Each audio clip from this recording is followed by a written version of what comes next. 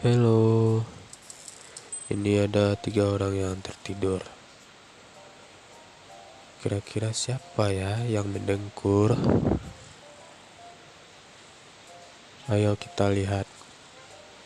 Yang si A tuh gak ada, ditutup telinganya. Yang si B telinganya ditutup pakai bantal. Yang si C telinganya ditutup pakai handset. Jadi jawabannya adalah A ya. A lah yang mendengkur.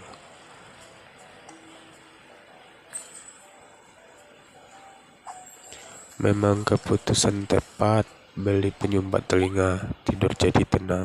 Itulah jawabannya. Terima kasih penonton.